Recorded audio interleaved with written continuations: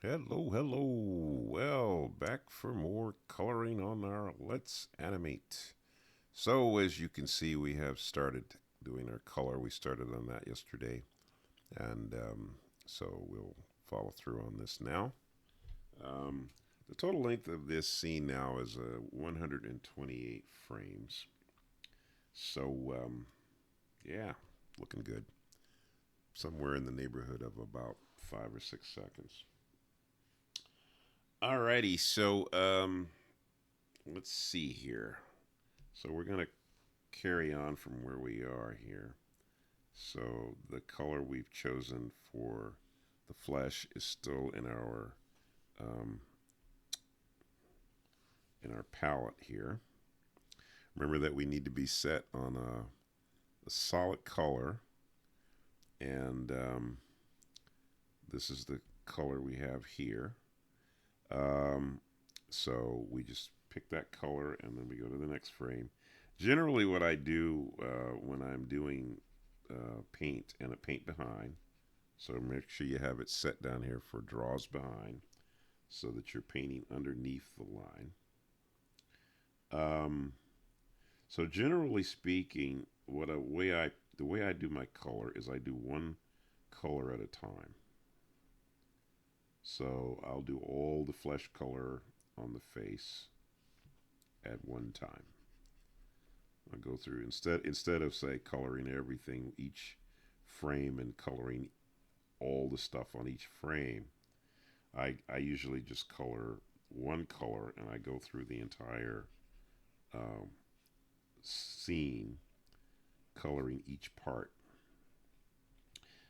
In the old days when we did painting, the way that it was done, where we painted on cells, was similar. You'd paint one color at a time.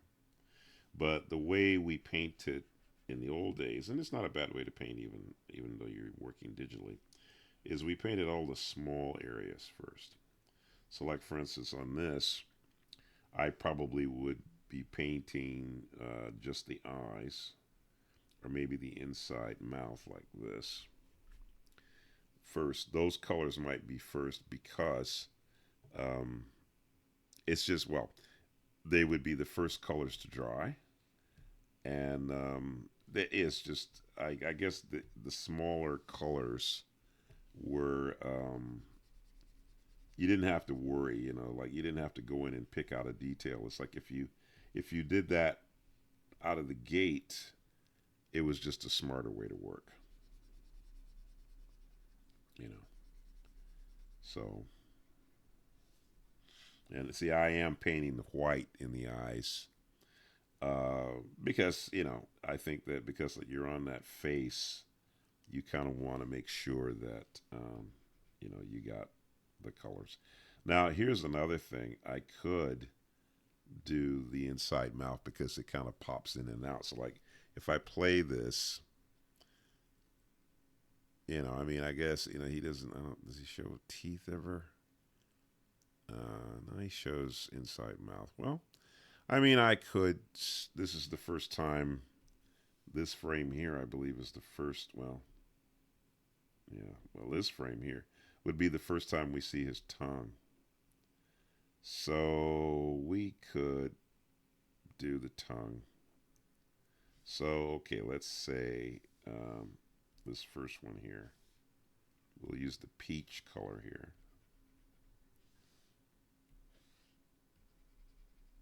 Yeah, we can do that. Okay. Because there's small colors within the face, and that's all right. We can do that.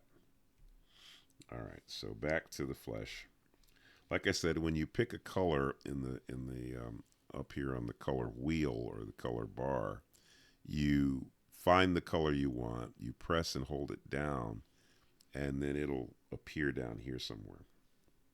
And then that's how you store that color. It allows you to store colors in Rough Animator, and that's the program I'm using is Rough Animator. So yeah,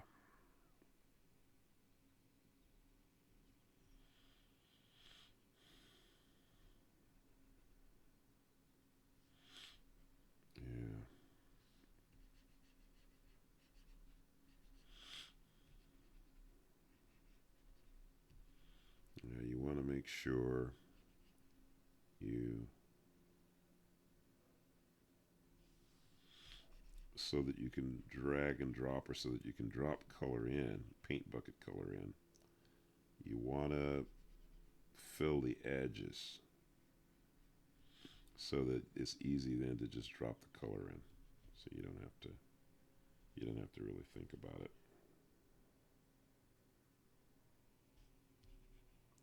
But make sure you protect the small area. So like for instance, since I'm now going to be painting the inside of the mouth, you see what I just did there? I painted around that area so that when I drop the flesh color in, it's not going to fill up that area that would be where his tongue is going to go. You have to protect those areas because the color will just drop right in there. See? There's the peach and then the white for the eyes. It's interesting that the white on the eyes on these characters is duller than the white on the screen. You know, it's like the white on the screen is brighter. But that's I don't know why that is. It's not a color, I guess. Yeah, it's probably not a color. Yeah, that's probably why it's like that. That white is not a tint, or no, it's not a color. It's really the light of the background of the, well, I guess I don't know how we would define that. That's an interesting thought. Because I used to always wonder, like, why isn't that white the same white as the screen? But somebody explained it to me. I can't remember it. You know, it's like the area that you draw on your workspace isn't seen as a color. It has a different name. So it's not just because it's white or blank. It doesn't actually mean that it's white. It's something else. I don't think it's even defined as a color. Okay.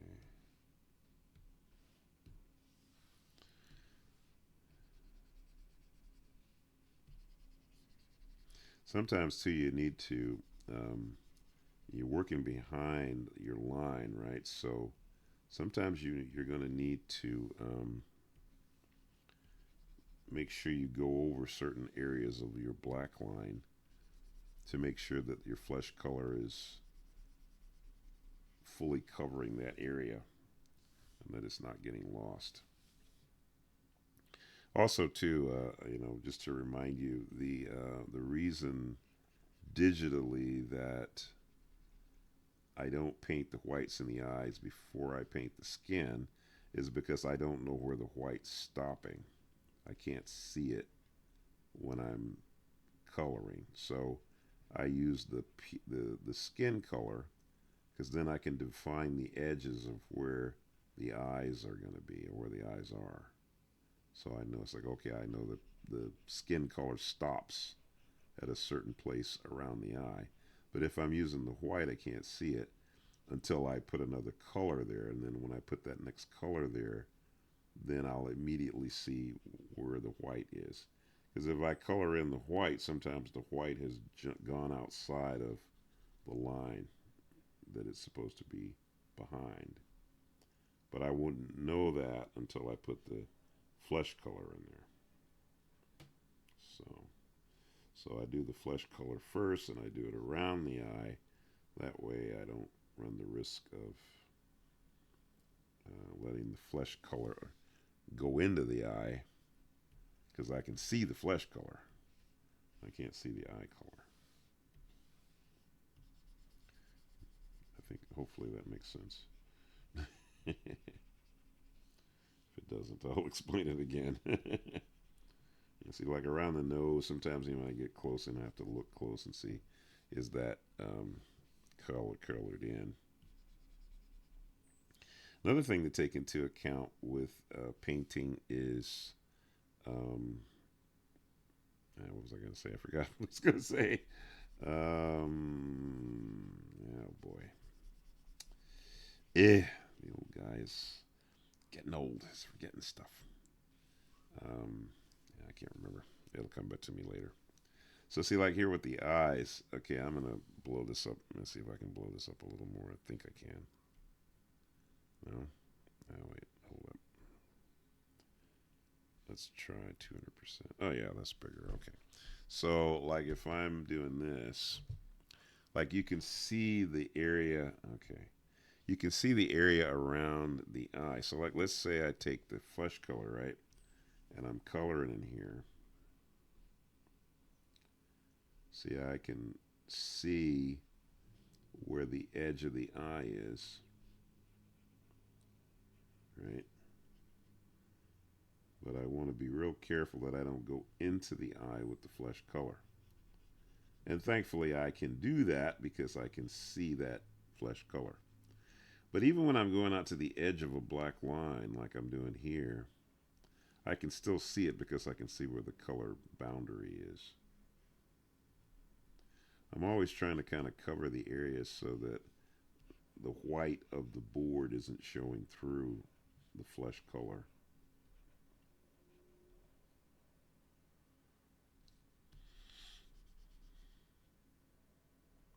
One of the things I noticed though, like with if you're using a cleanup line and you cleaned it up pretty, uh, I do notice that the color hard line does seem to work really well, kind of hiding itself. Let's see here. Let me take this back to fit the window. Um, a color line is really dandy for um, dropping color in behind it. It does. It looks really good. Yeah. So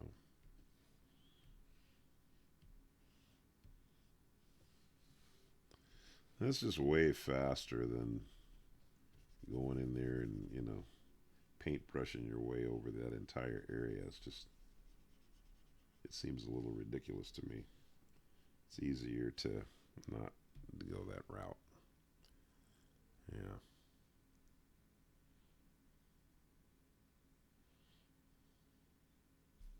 Another thing I notice is that the minute that color goes into something, um, it seems that it seems like to me that in some ways it slows the animation down. I don't know if that's true, but visually it seems like it does. But I don't know if that's even true. It's probably not. It's probably an illusion. Maybe I don't know.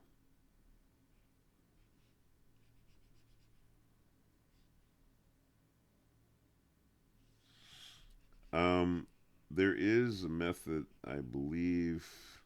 Well, with Rough Animator here, there is a fixture on here which I believe it says paint behind, which means I could drop color in and it'll go behind or inside. I think it's called paint inside or something like that. And so like what I'm doing now, for instance, where I'm going around the edges to make sure. See, I know it'll do it, but because I've tried it before, but it also sometimes doesn't. Sometimes what it doesn't do is it doesn't always fill in properly. So even though I mean if you're doing it because you're thinking, oh well, okay, I'll do that because then I won't have to be careful like I'm being here and coloring everything real carefully. But then you still end up sometimes having to go back and fix little areas. So it's kind of like it almost defeats its purpose. It's like if you just wanted to be able to drag and drop your color, well, that would be great as long as you don't have any breaks in anything. So, but generally speaking, it doesn't always cooperate so much. Usually, you end up having to go back and do little touch ups and stuff. So, now if you're doing like a real hard line cleanup where there aren't any breaks in the line whatsoever, then yeah, then you can just go boom, boom, you know, um, do your paint bucket, and you know, then you can get through a scene kind of quickly. So you could see why, you know, I could see why you'd want to do that. Of course, now the only other bad thing about working that, doing that, is that there is a quality, in my opinion, a nice quality to something that is painted that has that sketchy line behind it. I think the sketchy line is sort of a blessing because it takes it out of it being too hygienic. But I guess, you know, once again, it just really depends on what you're trying to, what you want it to look like. You know, if you feel very strongly about it being having a, you know, a real kind of sketchy quality to it, then I certainly don't see why you wouldn't want to, you know, have it have that nice sketchy feel. I like the sketchy feel. I think it just looks nicer. But maybe I'm just telling myself that because I'm lazy and I don't want to go over and clean up every drawing. But I will do some things like that, though. I mean, because sometimes I mean, I will say that the more illustrated, cleaner look is just a lot of times more impressive to look at when you're looking at the final um, production. You know, a polished production is always going to come off different. You know, people know when you're cutting corners, but you know, like I said, once again, it's a matter of taste, I suppose.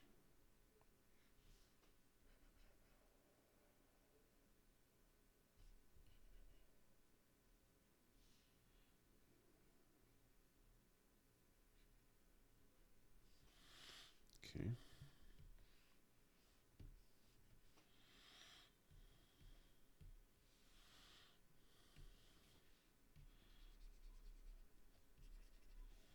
When I do the color, you know, this is the part of finishing up a scene that to me is fun because it's I can kind of shut my brain off. You know, so like when I'm doing this kind of stuff, a lot of times I might listen to music or something.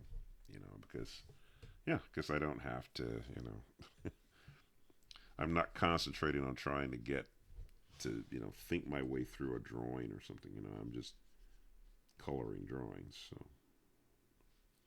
So from that standpoint, it's a lot easier to do. And you can listen to music.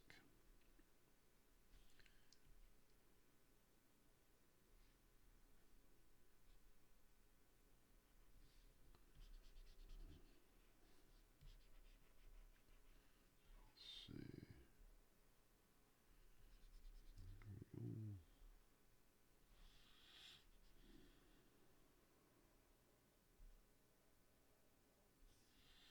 Mm-hmm.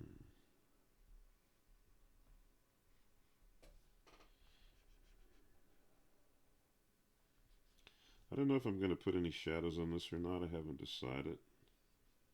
I might. The nice thing about shadows is you can do it in a couple of different ways. Um, I'm not going to stop and demonstrate that just at the moment, but later on, if I decide that I'm going to do some shadows on this, I'll show you that one way you can do shadows is there is a function here um, up here where we look at the you see a solid and a rough, which is the sketching, and the middle one is an airbrush effect. And with that airbrush effect, um, you can put an airbrush look on the shadow, which is great. So that's a nice touch. But I think actually an even more effective method would be to do a opacity, and by opacity I mean you can have a shadow at a percentage, which you can actually leave it on a percentage and output it as such. For instance, you can make it put another layer, and you could paint a really dark color, like a black even if you want it, and then you could dial that black down to say 30%, and it'll look like a shadow. So that's another way you can do shadows in this platform. Works really well. So something to think about. I don't know that like I said, I'm not sure yet that I'm planning on doing shadows on this scene, but I don't know. I don't know that I won't do shadows. I don't know. I haven't decided. I generally tend to do something like that last, just because you know I consider that to be the last thing on a scene. So I don't lead out with the shadows. And sometimes shadows do make up a very important part of the scene where you are. You do need to, I mean, sometimes shadows become a very big part of the scene in terms of the dramatics that you want for your scene. When that's the case, well, may or may not be an issue in how you're animating the scene, but you're only going to find that out once you get into doing the animation. You wouldn't know until you start actually animating. So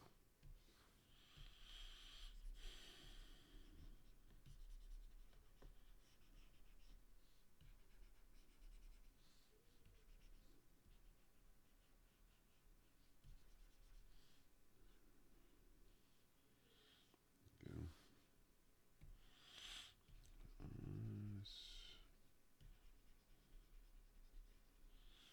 Uh,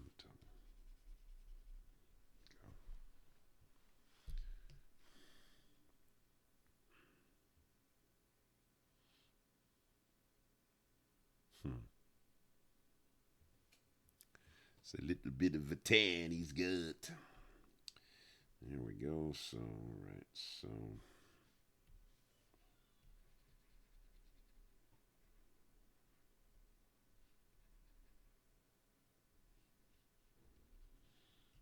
hmm.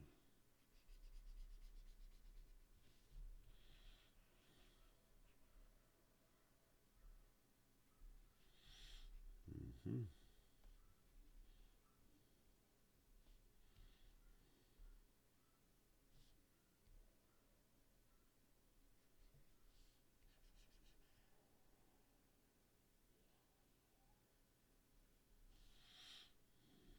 Let's see.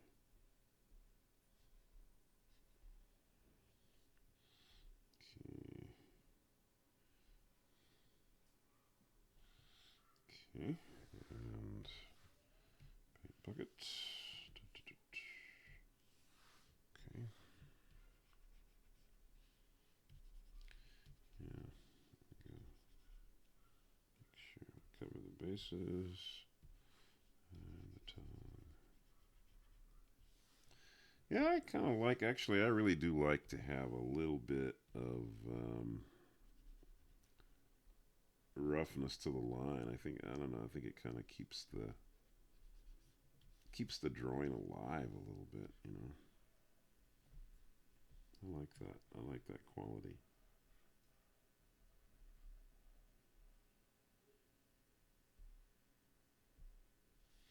Yeah.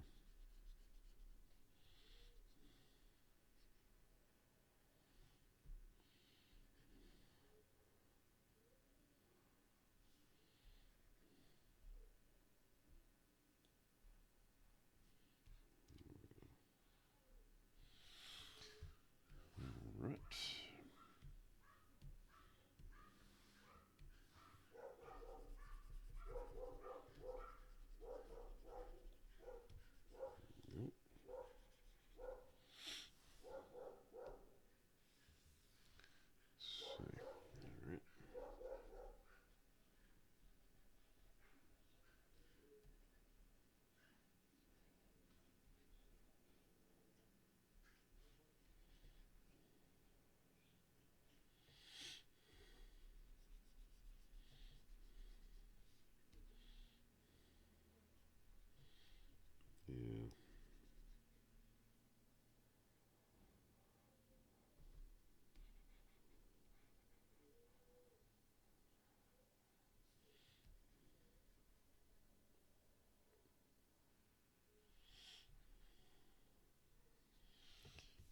Okay.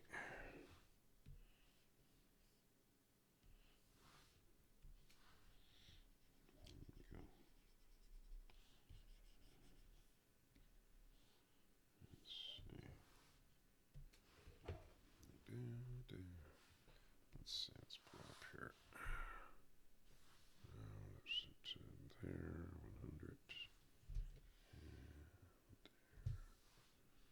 Play. Yep. He's got 10. Because it's like once I paint in the rest of his body and everything, he might not look as much like he has a tan. The only reason why he looks like he has a tan here is because there's the biggest color, of course, is his flesh color.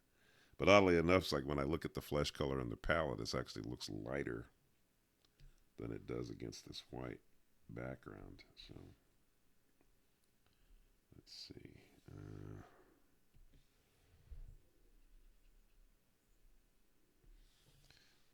gonna go back to the full size so I can see what I'm doing. Yeah.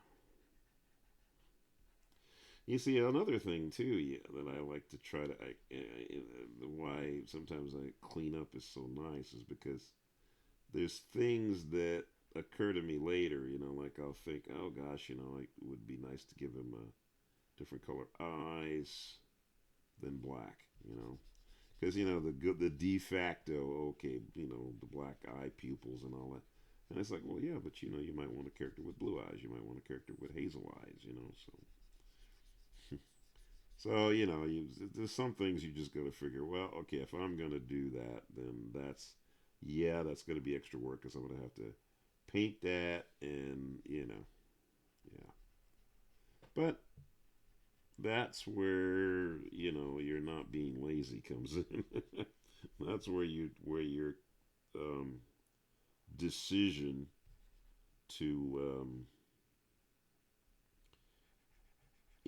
to put in the extra work, whatever you want to call it, to get the effect you want. That's where you find out that it means that much to you to do it.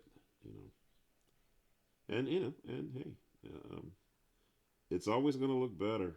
You know that you can always be certain. The extra mile you go to is always better. It's always better. It's extra work, but it's always better. Putting something on one's extra work, but it always looks better. That, and you know that. You know that. You know that before you have to do it. You don't want to do it, but you know that it'll look better if you put the extra work in. It always does. I have yet to ever make a decision like that and regret it. Every single time I'd have to say, well, yeah, it looks better. I mean, Richard Williams, my mentor, and if I'm saying that in the right way, is the mentor the person that you're learning from, or is that's the master? I tend to think, or are we the mentor? Is the mentor? Maybe I need to look up the definition of that. Make sure I got that right. But I think I would be the mentor. Okay, so Richard would be the master animator, and I guess I would be the mentor learning under him. I think that's right. Anyways, what was I getting at? I don't know what I was getting at. Here he goes again. He brings up something and he forgets what he's going to say. Ah, I hate that. Oh well. Anyway, I don't know if I even got back to the first time I did that earlier on in the video here. I said something and then I forgot what I was going to say, and yeah, don't get old. She says, "We can't help that, Leonard. You just get old anyway." It's like, yeah, that's right. You're right. You get old, and there's nothing you can do about that. So you just get old. Well, there you go. Let's see. Around those edges. Around the tongue. Oops, I got into the tongue there. Back out. Okay, there we go. That's better. All right. Fill her in.